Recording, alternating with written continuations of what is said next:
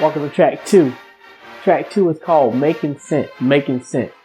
This is the Rattlers edition of the Teaching Mathematics Mixtape Series. So I'm going to start off with a FAMU fact. The Rattler mascot is based on popular folklore. When the school relocated to Highwood Plantation in 1891, the rural landscape had an abundance of snakes, especially rattlesnakes. This is how we got our mascot name, the Rattlers. So when you hear people say Florida A&M University, they may say we the Rattlers. That's what we got our name from. So quick little family fact on this Rattler edition. Wait. Oh, I thought my shirt said Rattlers. It doesn't say Rattlers. But we are the Rattlers. We are the Rattlers. So let's look at SMP1 or the mathematical practice one. I told you before, you can call it either way. It's the same thing. SMP1 is make sense of problems and persevere in solving them.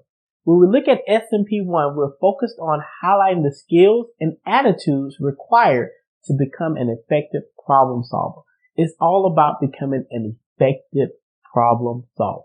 Not can you do it fast? Can you do it? Being effective. Now, I'm showing you a poster. A lot of people get really, bent out of shape or really into these posters. They want to draw and make them. I'm neither here nor there when it comes to the posters. I think they're helpful for you as an educator making sense of the SMPs, but ultimately your students don't need to create these. You really don't need to create them yourself.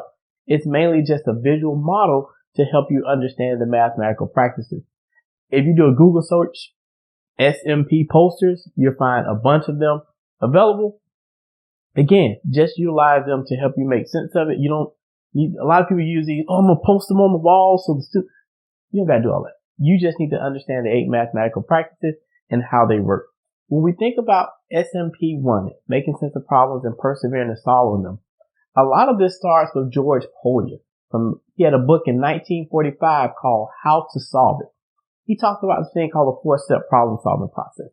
The reason this process is important, if students are making sense of problems and persevering in solving them, they need some type of strategies to solve problems. So I'm going to give you 2. I'm going to give you George Polya's 4-step process. Then I'm going to give you the think framework. The 4-step problem solving process is 4. So guess how many steps? 4 steps. First thing students are going to do, understand the problem. Second thing they're going to do, devise a plan. The third thing they're going to do, carry out the plan. And 4, they're going to look back. Saw that? Look back. With this 4-step problem solving process, now I think this could be made into a poster and put on the wall where students know, all right, let me figure out what's going on with the problem. Let me devise a plan. Let me try it. I'm going to look back over the problem. Problem solving strategies. I think this is another good poster. So check out some different problem solving strategies students can use.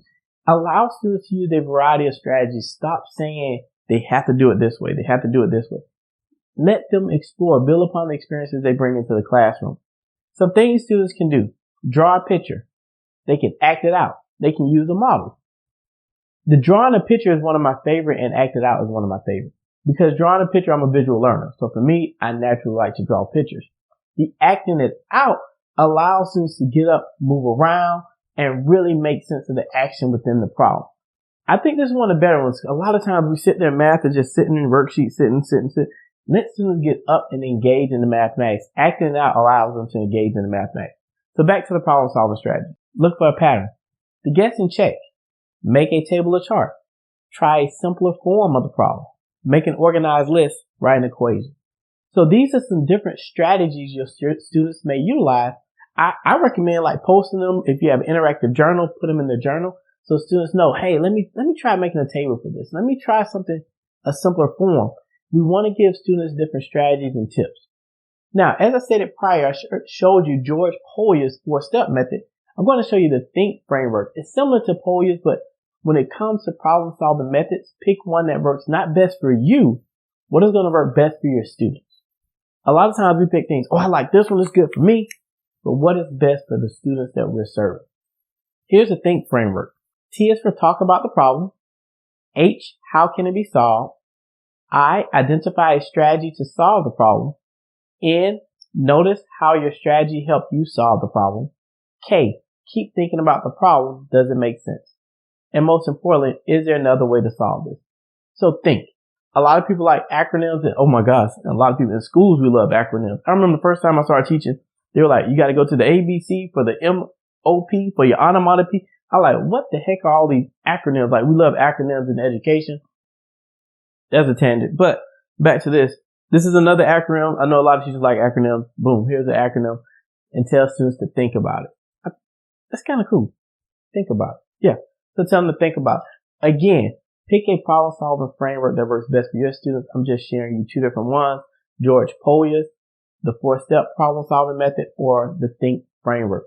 Pretty much they're similar. It just gives, again, different sequence for the students to make sense of and different ways for them to remember it. Here's an important quote.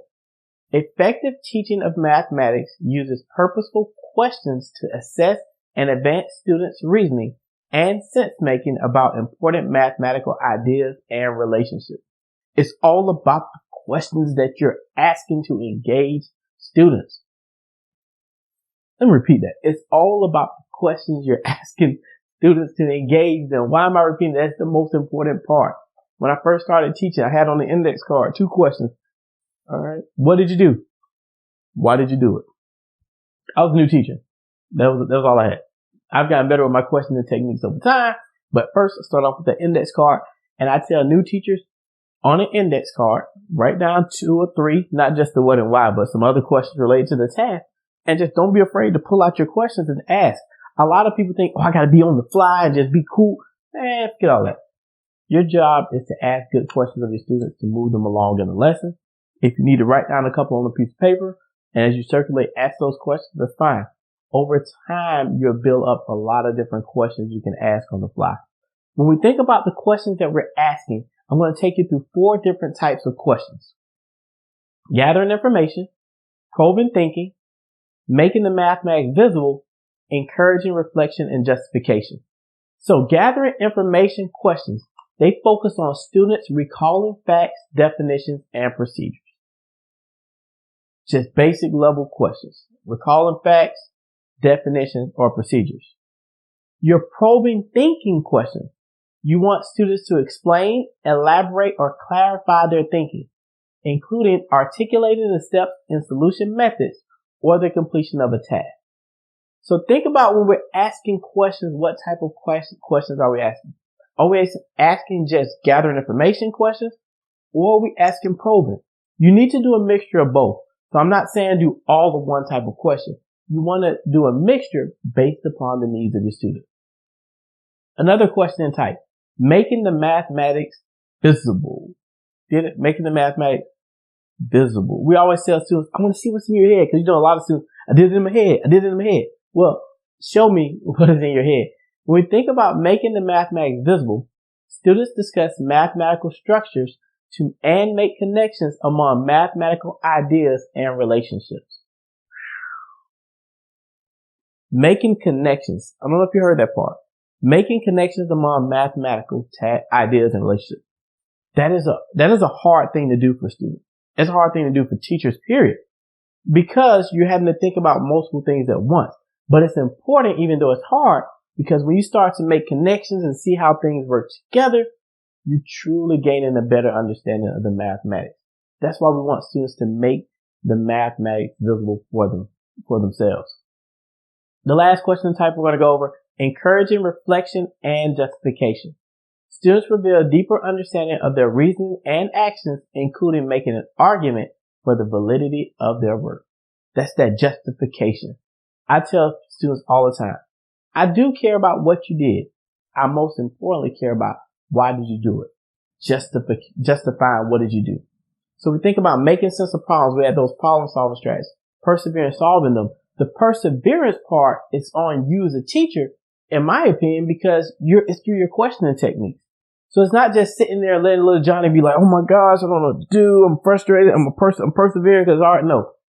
Our job is to give them something cognitively challenging that they're going to have to work through. But through our questioning, that's going to help the students persevere through it. And it's not questioning to lead them. Let's go back to this question thing. It's not, hey, here's your problem. You give them a little bit so you get an answer. Give them a little. No, that's not what we're doing. That's spoon feeding them, and that's lowering the cognitive demand of the task. What you want to do is ask them thought-provoking questions so they can make sense of the problem themselves. When students engage in SMP1, they should be able to explain the meaning of a problem, describe possible approaches to a solution, consider similar problems, use concrete objects or illustrations, monitor and evaluate the process, and check their answers using different methods. So those are some things students should be doing when they're engaging in SMP1. As we go over these 8 mathematical practices, my goal is also to give an assessment tip. You want to ensure students are actually engaging in it, so you need some type of way to assess how they're doing. And not a formalized, standardized assessment. No, not that crap. You need some, I call these informal assessments. I know some people give summative and formative assessment. Nah. What a way, I just want to know how my students getting. Period. So one of the things you can do to see if students are making sense of the problems and persevering in solving it, ask students to write about how they solve problems. One of my big things with mathematics is a lot of times students think it's just numbers. We need to also bring in that ELA component, letting students write and read. I a lot of times make students write out their problem solving process. What I mean, if they add, let's say they're going through a problem solving process and they just tell me, write out all your steps that you solve the problem. I actually make them write it out verbally in words. I solve for X because I added 2 to both sides because I make them write all these steps out. It takes a little bit longer, but a couple things happen. A, it helps them and it helps me. Do they really understand it? Because they're writing it out. Second, it makes connections to those ELA and to their writing. And you think about it, if you like to write and you hate math, this is the perfect time because you just pull the student. They're like, oh my gosh, I get to write. Yeah, you get to write. Even though you're writing by math. But we need different ways to engage students and not just, hey, let me write down all these steps. Did you number your steps? All right, come on. Oh my gosh. I don't want to go. We're going to do it on another video. All these steps. Write out your steps. Number your. Yeah, okay. You do that in the real world. When I'm at home, I write out my steps. I number my steps. I check let students write out what they're doing and let them justify why they're doing it. So going beyond just, all right, I'm stuck on that. Couple things that I want you all to think about. Do you pose tasks that require perseverance? Not a hard task, a cognitively challenging task. A hard task is just a bunch of big numbers, convoluted, talking about stuff we want cognitively challenging tasks that are going to challenge students. Get out of focusing on the answer. What's the answer? Get out of focusing on the answer. What's the answer? I'm gonna be honest, the answer really doesn't matter. The beauty of mathematics is the problem solving process as a whole. If you can make sense of that problem solving process, the answer is going to take care of itself. Also, make sure you provide opportunities for students to collaborate. Man, if you ever come into one of my teaching demonstrations or come into my classroom, students are talking. Why? Students naturally like to talk. In the real world, people talk. I'm developing these social skills, but I'm also developing the academic vocabulary in regards to mathematics and making it, academicish. Is that the word? Academicish? I don't know. Somebody let me know. Is that a word? Academicish. If it's not a word, don't embarrass me. Just say it's not a word. DM me. Don't post that. All right. So when we think about it, we want to really let students collaborate because we're developing those real world problem solving thinkers. Question of the day. Here's the question of the day. Why is problem solving important? Why is problem solving important? Make sure you comment and just let's have a discussion. Why is problem solving important? And think about, do you even problem solve in your classroom? Or are we just getting a bunch of answers? Are we getting a bunch of answers? If you like this video, comment below, share it with your friends, hit the thumbs up, depending upon how you're consuming it. Thank you for checking out track 2, making sense. Track 2, making sense. Since this is the Rattlers edition, I'm going to leave you with the Marching 100. We out.